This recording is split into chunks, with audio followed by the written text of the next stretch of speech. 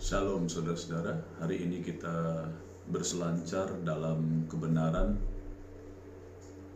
dengan perikop warga kerajaan Allah.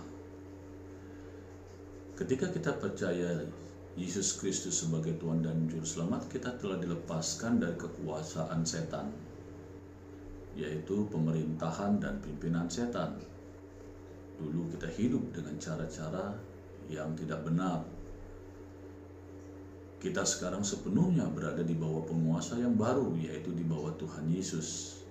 Sebagaimana seseorang yang percaya itu mulai bertumbuh di dalam hidup barunya dalam Tuhan, seperti di dalam 2 Korintus 5 ayat 17. Sesungguhnya yang lama sudah berlalu, tetapi sesungguhnya yang baru sudah datang. Ia akan segera mengetahui bahwa cara satu-satunya untuk menikmati hidup sebagai warga kerajaan Allah adalah hidup di dalam persekutuan yang benar dengan Yesus. Di dalam Efesus pasal 1 ayat 17 berkata, "Aku berdoa agar Allah dari Tuhan kita Kristus Yesus, Bapa dari kemuliaan, memberimu roh hikmat dan penyataan dalam pengetahuan akan Dia." Di dalam Filipi 3 ayat 10 dikatakan, "Kiranya aku dapat mengenal Dia dan kuasa kebangkitannya, serta bersatu dalam penderitaannya untuk menjadi seperti Dia, seperti Kristus dalam kematiannya." Pada awal mula kehidupan baru saudara dan saya dengan Allah, persekutuan ini mempunyai dua bentuk yang nyata. Ya, saudara-saudara, yang pertama, Yesus sebagai juru selamat. Ini adalah hubungan yang paling awal yang dapat kita miliki dengan Yesus. Kami, saudara dan saya, tak akan dapat merasa Allah sebagai seorang bapa atau sahabat sebelum pertama-tama kita merasakan pengalaman dengan Yesus sebagai juru selamat. Seseorang yang telah mati bagi kita dan yang telah menyelamatkan kita dari kerajaan setan, yang telah mengangkat saudara dan saya menjadi warga kerajaan Allah. Yesus telah menyelamatkan kita, ya, yang pertama dari hukuman Allah. Ya, di dalam 1 Tesalonika 1 ayat 10 dikatakan, "Dan untuk menantikan kedatangan anaknya dari surga yang telah ia bangkitkan dari antara orang mati, yaitu Yesus, yang menyelamatkan kita dari murka yang akan datang." Allah tidak menetapkan kita untuk mengalami murka, tetapi untuk mendapatkan keselamatan melalui Tuhan kita, Yesus Kristus. Lebih dari itu, setelah dibenarkan oleh darahnya, kita akan diselamatkan dari murka Allah melalui Yesus. Yang kedua adalah dari kuasa setan. Ya, jadi Yesus telah menyelamatkan kita dari kuasa setan. Di dalam Kisah Rasul pasal 26 ayat 18, firman Tuhan berkata, "Untuk membuka mata mereka sehingga mereka berbalik dari kegelapan kepada terang dan dari kuasa iblis kepada Allah, supaya mereka menerima pengampunan atas dosa-dosa serta menerima bagian di antara orang-orang yang telah dikuduskan oleh iman di dalam Aku. Ia telah melepaskan kita dari kuasa kegelapan dan memindahkan kita kepada kerajaan anaknya yang terkasih. Karena anak-anak itu adalah manusia yang memiliki darah dan daging, maka Yesus juga mengambil bagian dalam keadaan mereka supaya melalui kematiannya ia dapat membinasakan dia yang memiliki kuasa atas kematian, yaitu iblis. Orang yang berbuat dosa berasal dari setan, karena setan telah berdosa sejak semula. Anak Allah datang untuk tujuan menghancurkan perbuatan setan. Yang ketiga, Yesus telah menyelamatkan kita, ya, saudara dan saya, dan dari diri kita sendiri.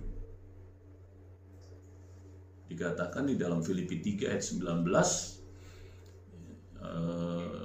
akhir hidup mereka adalah kebinasaan. Jadi manusia yang hidup di dalam kegelapan ya akan binasa, karena Allah mereka adalah perut mereka, dan pujian mereka adalah hal-hal yang memalukan. Pikiran mereka hanyalah pada hal-hal duniawi, dan dia mati untuk semua, supaya mereka yang hidup tidak lagi hidup untuk diri mereka sendiri, melainkan untuk Dia yang telah mati dan dibangkitkan demi mereka. Sebab kita dahulu juga bodoh, tidak taat, tersesat, diperbudak oleh berbagai nafsu dan kesenangan, hidup dalam kejahatan dan iri hati, dibenci dan saling membenci.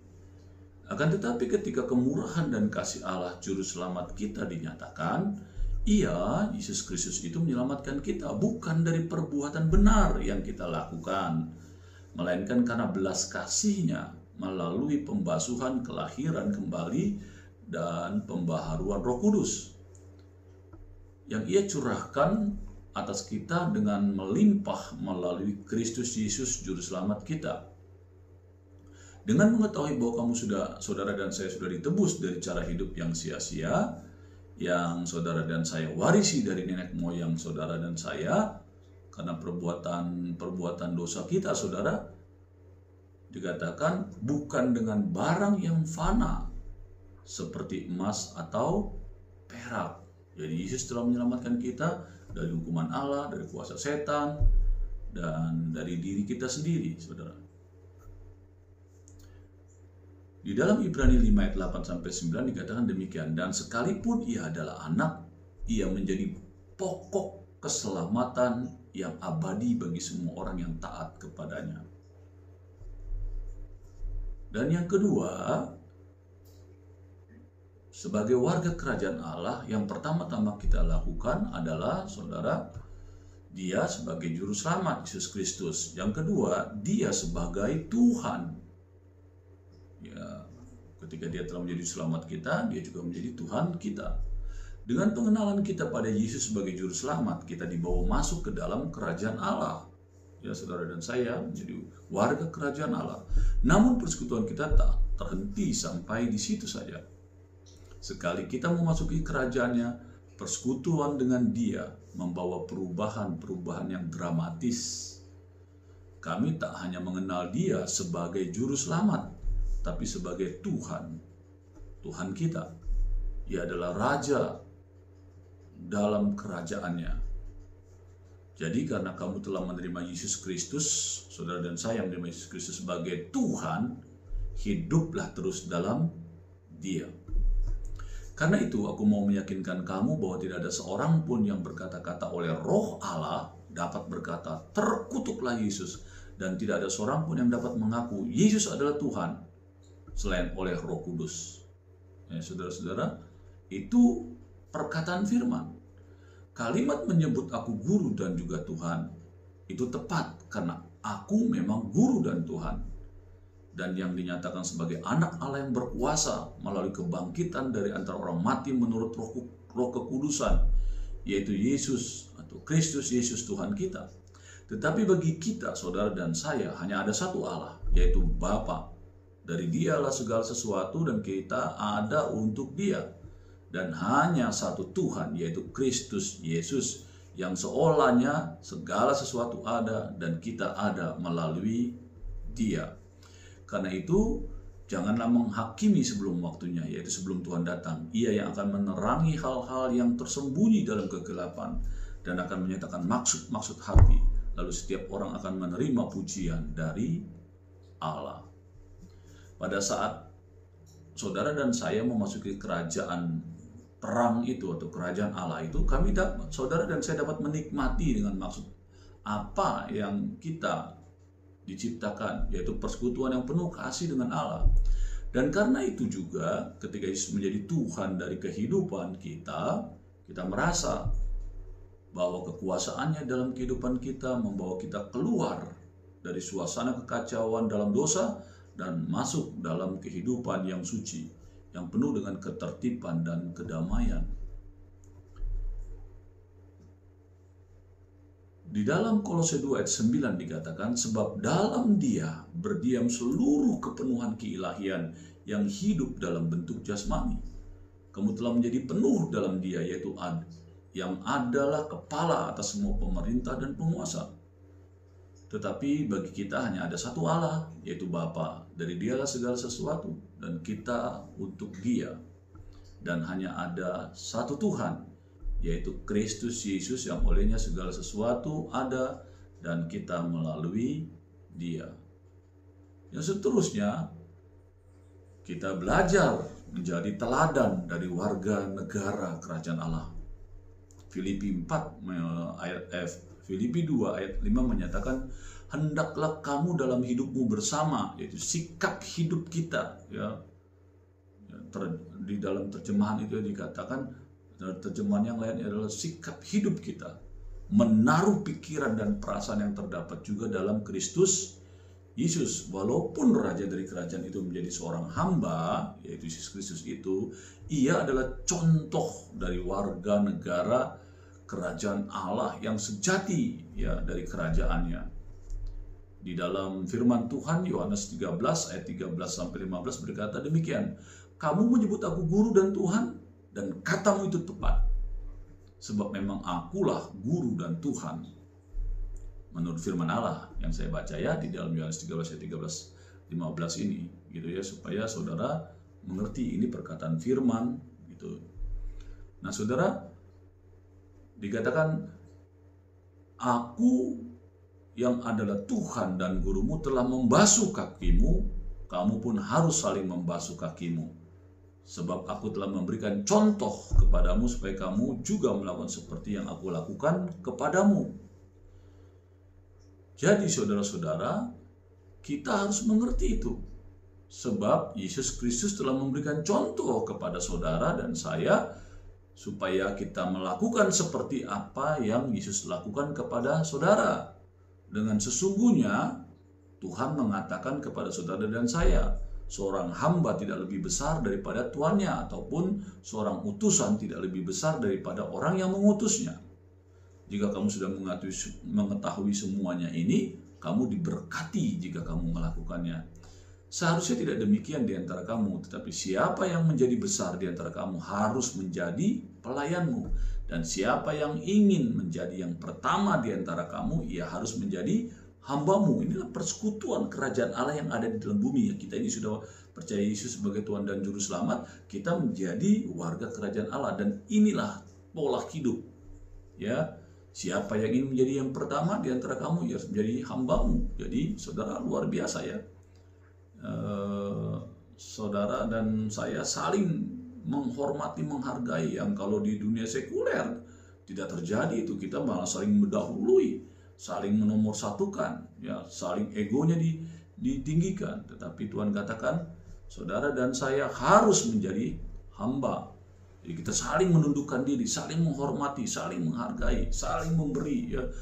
Sebelum dia memberi, kita memberi terlebih dahulu. Jadi sama-sama saling memberikan yang terbaik kepada sesama.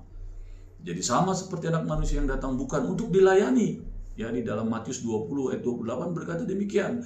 Tetapi untuk melayani dan memberikan nyawanya sebagai tebusan bagi banyak orang. Begitulah karakter keluarga atau warga kerajaan Allah.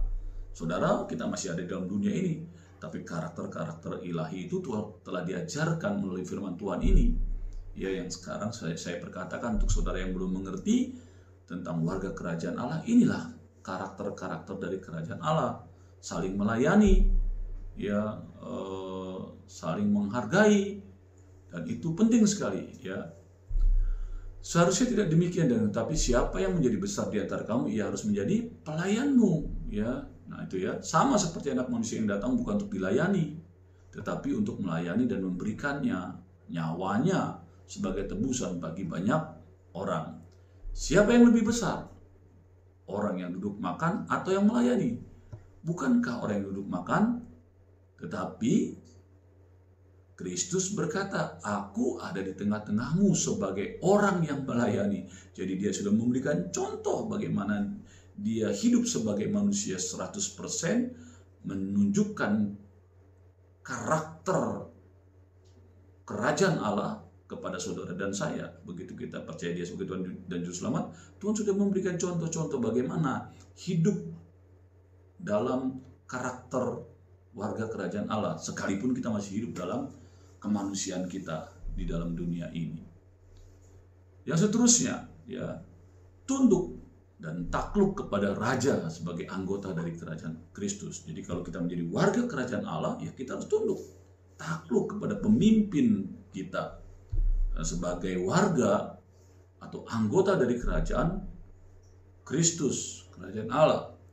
Kita masuk dalam hubungan majikan dan hamba dengan Dia. Karena firman yang menuliskan demikian, saudara. Firman mengatakan di dalam Matius pasal 6 ayat 4, tidak ada orang yang dapat melayani dua tuan, karena ia akan membenci tuan yang satu dan membenci tuan yang lain. Atau ia akan setia kepada tuan yang satu dan meremehkan yang lain. Kamu tidak dapat melayani Allah dan Mammon. Itu kata firman. Yesus datang untuk melakukan kehendak Bapanya. Ya, di dalam Ibrani 10 ayat 5 dan sampai 9 berkata, karena itu ketika Kristus datang ke dalam dunia, ia berkata, kurban dan persembahan tidak kau inginkan, tetapi sebuah tubuh telah kau siapkan bagiku. Engkau tidak berkenan kepada kurban bakaran dan kurban penghapusan dosa. Lalu aku berkata, inilah aku, ada tertulis tentang aku, ini Kristus, ya saya bacakan dalam gulungan kitab. Aku datang untuk melakukan kehendak-Mu, ya Allah. Ini luar biasa, saudara. Suatu pernyataan hidup yang bisa menyenangkan hati Allah, saudara. Ya, dengan cara yang seperti itu. Karena buah dari terang adalah sebuah kebaikan, keadilan, dan kebenaran. Inilah karakter-karakter warga kerajaan Allah. Dan mencoba mencari tahu apa yang menyenangkan Tuhan. Hari lepas hari kita bertambah-tambah pengenalan kita akan Tuhan, dan bertambah-tambah apa yang kita buat untuk menyenangkan Tuhan dalam kehidupan kita menjadi orang yang percaya atau menjadi warga kerajaan Allah. Saudara dan saya pun seharusnya memiliki hati hamba ini, ya, hati yang menghormati sesama, ya, saling menundukkan diri. Karena kita warga kerajaan Allah, kita harus tunduk kepada pemimpin, menghormati kepada sesama, dan menghormati yang ada di bawah kita. Sama seperti dia pun yang memiliki hati seorang hamba, dia tinggi, dia menjadi hamba malah. Kita juga demikian ketika kita menghadap orang yang sepertinya ada di bawah kita. Firman Allah mengajarkan kita harus menghambakan diri atau melayani orang itu seperti seorang hamba.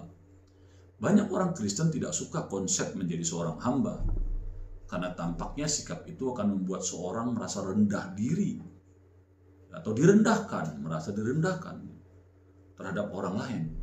Tapi dalam Alkitab kita membaca 4 paradoks yang menarik tentang masalah karakter hamba. Ya. Pertama, dalam perhambaan itu ada kebebasan, saudara. Firman mengatakan demikian. Tetapi sekarang, setelah kamu dimerdekakan dari dosa dan setelah kamu menjadi hamba Allah, kamu beroleh buah yang membawa kamu kepada pengudusan, dan sebagai kesudahannya ialah hidup yang kekal. Di dalam Roma 6 ayat 16 katakan begini, kamu pasti tahu bahwa ketika kamu menyerahkan dirimu sebagai budak yang taat kepada sesuatu atau seseorang, kamu menjadi budak bagi pihak yang kamu taati itu, baik kepada dosa yang memimpinmu menuju maut, ya jadi dulu kita budak dosa, hamba dosa, melakukan perbuatan-perbuatan dosa, takluk kita di bawah hukum dosa, hukum maut. Tapi sekarang kita menjadi warga kerajaan Allah, kita juga harus takluk dalam kasih anugerah sebagai warga kerajaan Allah, atau kepada ketaatan yang akan memimpinmu menuju kebenaran. Akan tetapi syukur kepada Allah bahwa kamu yang dulu adalah budak dosa, sekarang telah menjadi taat sepenuh hati kepada pokok-pokok pengajaran yang telah diajarkan kepadamu. Ya, saat ini saya menjelaskan beberapa bagian dari pokok-pokok kerajaan Allah, karakter-karakter kerajaan Allah, contoh-contoh berkehidupan sebagai kerajaan Allah melalui firman Tuhan yang tadi saya sudah jelaskan. Karena kamu telah dibebaskan dari dosa, kamu menjadi budak kebenaran. Aku berbicara menggunakan istilah yang manusia karena kelemahan dagingmu. Sebab sama seperti dulu kamu menyerahkan anggota-anggotamu sebagai budak kenajisan dan kejahatan, yang berakibat pada kejahatan yang lebih jauh. Sekarang serahkanlah anggota-anggotamu menjadi hamba kebenaran yang berujung kepada pengudusan. Jadi berselancar dalam kebenaran ini kita mengajar atau belajar bagaimana kita hidup dalam kebenaran. Sebab ketika kamu masih menjadi budak dosa, kamu bebas dari kebenaran. Namun keuntungan apa yang kamu dapatkan dari hal-hal yang kini membuatmu malu itu? Sebab akhir dari semua hal itu adalah maut. Jadi budak dosa, hasilnya akhirnya maut. Namun sekarang kata firman Allah, ya, ini satu perkataan yang begitu luar biasa di dalam Roma 6 ayat 22. Sesudah dibebaskan dari dosa dan telah diperhamba oleh Allah, kamu memperoleh buah atas kesucian dan akhirnya adalah hidup yang kekal. Sebab upah dosa ialah maut, tetapi karunia Allah adalah hidup yang kekal dalam Yesus Kristus Tuhan kita. Karena itu oleh kemurahan Allah aku mendorong kamu, ya saudara dan saya, supaya kamu mempersembahkan tubuhmu sebagai persembahan yang hidup, yang kudus, dan yang berkenan kepada Allah. Itulah ibadahmu yang sejati. Ya, Roma 12 ayat 1 mengatakan demikian. Ya, sebab ia yang ketika dipanggil dalam Tuhan adalah budak, ia adalah orang merdeka milik Tuhan. Demikian juga ketika orang yang merdeka dipanggil, ia adalah budak Kristus. Tuhan adalah roh, dan di tempat roh Tuhan hadir, di sana ada kemerdekaan. Allah adalah roh, di mana roh Allah ada, di sana ada kemerdekaan. Jangan seperti orang-orang yang mengerjakan pekerjaan hanya untuk dilihat orang. Ya, banyak sekali kita melakukan tindakan-tindakan, perbuatan-perbuatan hanya untuk dilihat orang. Kita berdonatur sepertinya kita orang yang baik, tetapi kita ingin dihargai, ingin dihormati, ingin diketahui semua orang bahwa kita adalah orang yang baik. Kita melayani orang, kita ingin dilihat orang bahwa kita adalah orang yang melayani. Padahal firman Allah mengajarkan jangan seperti orang-orang yang mengerjakan pekerjaan hanya untuk dilihat orang. Ya, ini ayatnya, Efesus 6 ayat 6 kata demikian. Untuk menyenangkan manusia, tetapi sebagai hamba-hamba Kristus yang melakukan kehendak Allah dari hati. Melayani dengan sepenuh hati seperti untuk Tuhan dan bukan untuk manusia. Hiduplah sebagai orang-orang yang merdeka, tetapi jangan pergunakan kemerdekaanmu itu sebagai kedok bagi kejahatan. Sebaliknya hiduplah sebagai hamba-hamba Allah.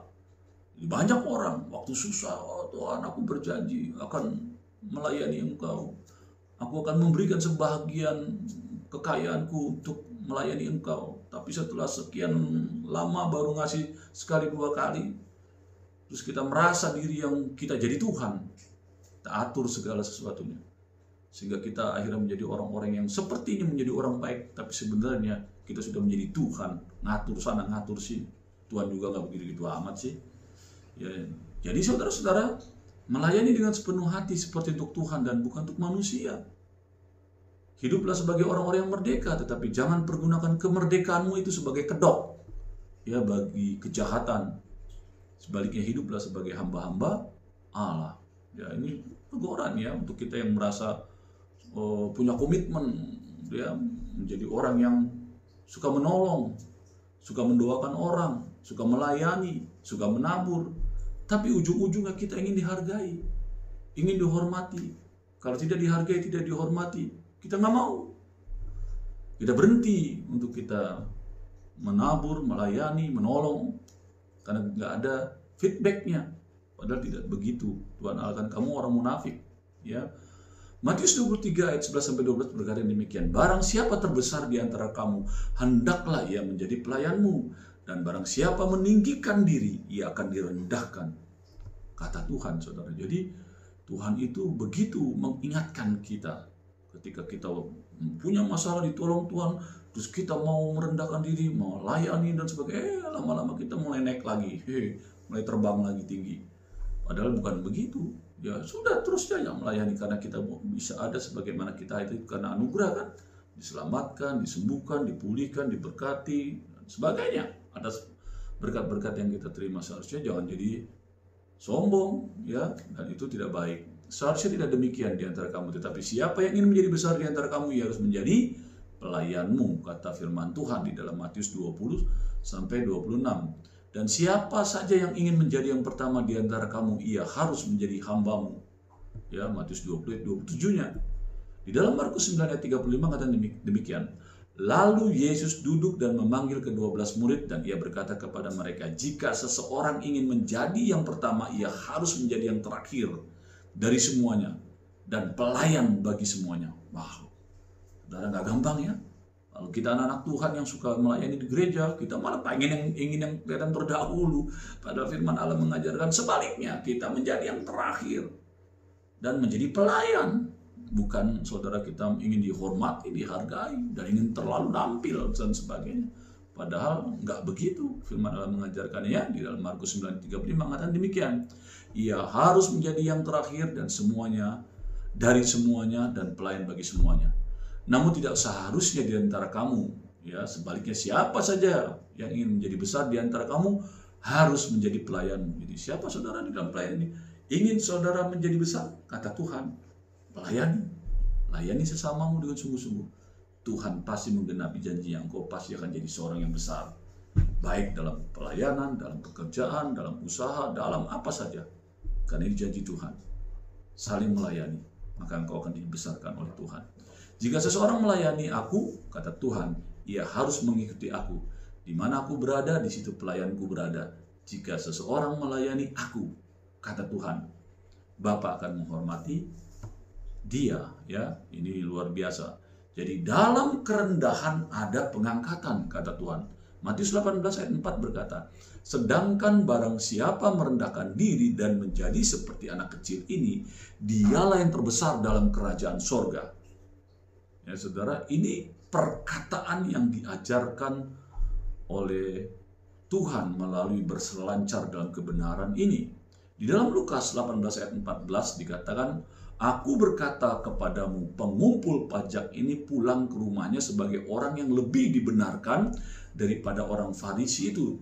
Sebab orang yang meninggikan diri akan direndahkan dan orang yang merendahkan diri akan ditinggikan. Kenapa saudara? Karena petugas pajak ketika masuk ke dalam rumah Tuhan, dia datang menunduk di hadapan Allah sembari merendahkan diri, mengatakan, Tuhan, aku menepuk dada, aku orang yang miskin Tuhan.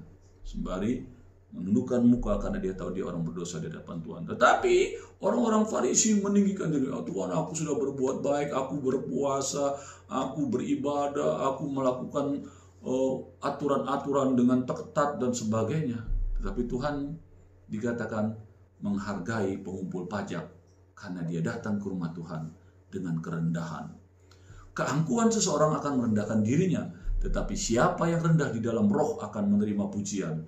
Rendahkanlah hatimu di hadapan Tuhan, maka ia akan meninggikan. Jadi dikatakan demikian ya saudara oleh Yakobus 4 ayat 10. Rendahkanlah hatimu di hadapan Tuhan, maka ia akan meninggikanmu. 1 Petrus 5 ayat 5 berkata, demikian juga kamu yang lebih muda, tunduklah kepada tua-tuamu, dan hendaklah kamu memiliki kerendahan hati yang seorang kepada yang lain, karena Allah menentang orang yang sombong, tetapi ia memberi anugerah kepada orang yang rendah hati.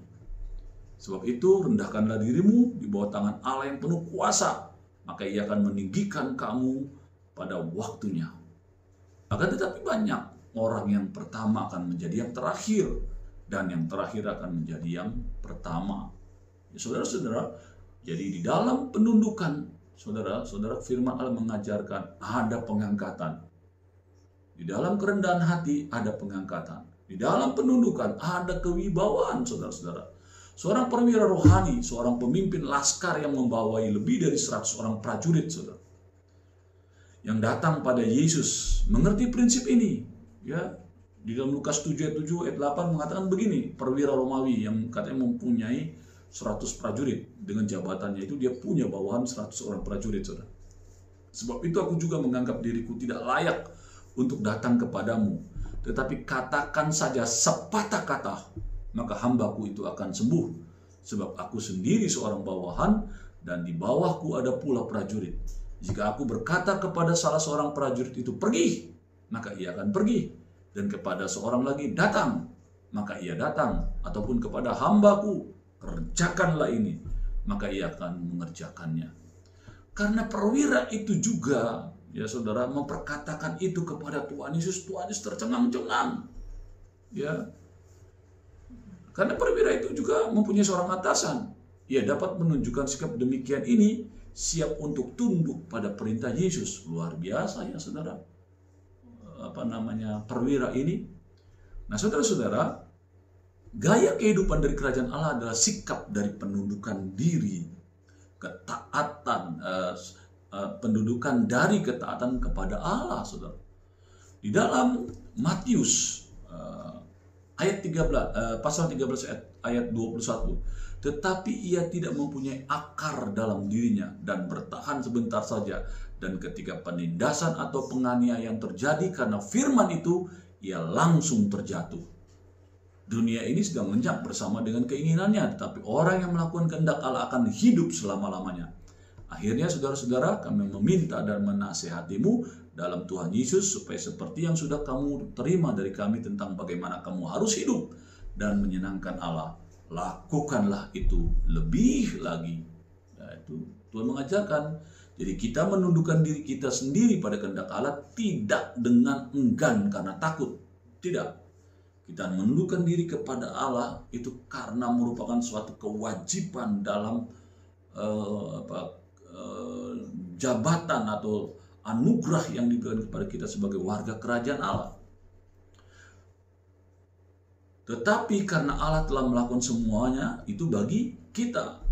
Kedua, karena dengan melakukan hal itu, dengan merendahkan diri, saudara, kita akan merasakan kepuasan, ya, yang luar biasa. Karena dikatakan di dalam Mazmur 40 ayat 9, Mazmur 40 ayat 9 berkata, aku memberitakan kabar kebenaran di dalam kumpulan yang besar. Lihatlah, aku tidak menahan bibirku. Engkau tahu ya Tuhan. Ya, seterusnya, karena kasih. Jadi apa yang kita lakukan dalam penundukan diri pada kehendak Allah itu bukan karena takut,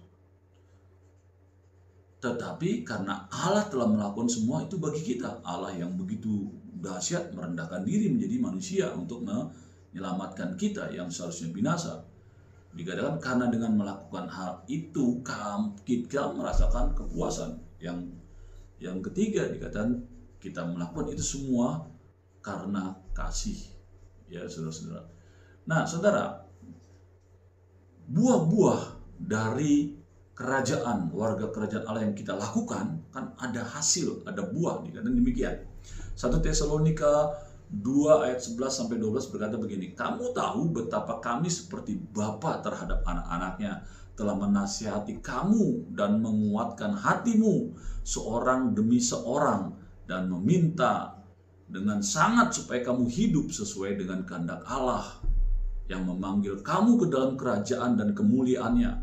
Ya, itu ada di dalam 1 Tesalonika 2 ayat 11-12. Di dalam Matius 21 ayat 43 dikatakan, Yesus berkata bahwa kerajaan akan dimiliki mereka yang menghasilkan buah. Ya, jadi waktu kita menjadi warga kerajaan Allah, kita harus berbuah dalam praktek-praktek karakter kerajaan Allah itu, saudara. Buah dari kerajaan itu dituangkan dalam sejumlah ayat-ayat firman, ya. Yang pertama, kasih, sukacita, damai, kedamaian, ya. Galatia 5 ayat 22-23 berkata demikian.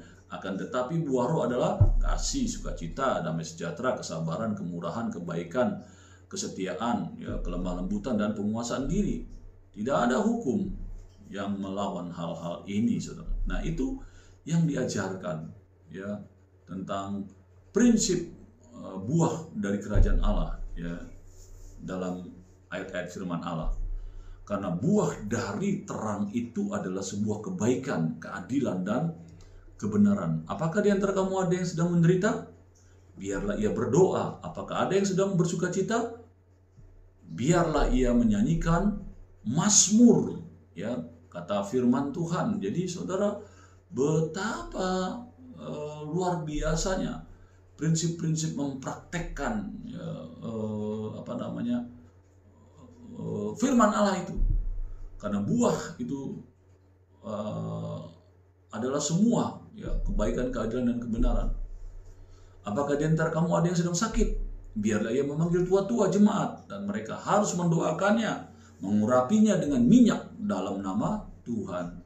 Jadi saudara, ayat ini mengajarkan kepada kita bahwa kita, kalau kita melayani Tuhan, kita tidak harus jadi pelayan Tuhan. Sebenarnya firman Allah mengajarkan di dalam 1 Petrus 2 ayat 9, bukankah saudara dan saya itu adalah warga kerajaan Allah, saudara ya, yang dikasihi oleh Tuhan, yang menjadi imam ya, dan yang telah dibawa dari kegelapan kepada terangnya yang ajaib untuk memberitakan perbuatan-perbuatan yang besar.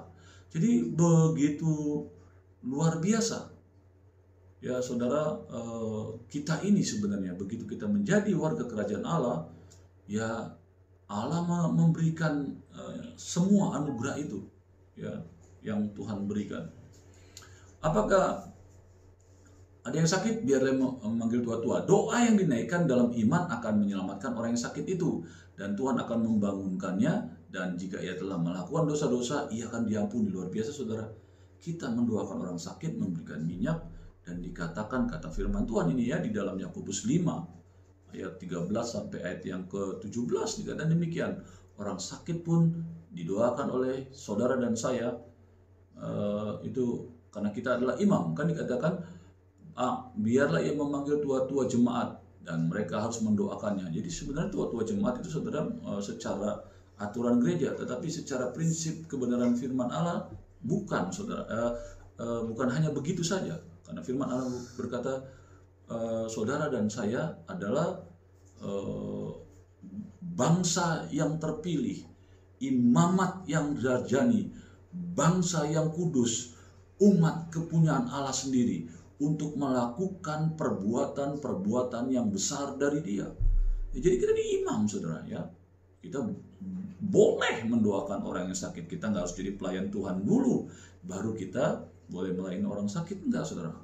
Karena semua otoritas kerajaan Allah ada pada kita waktu kita mau menjadi warga kerajaan Allah dan melakukan karakter-karakter kerajaan Allah dalam kehidupan kita ya.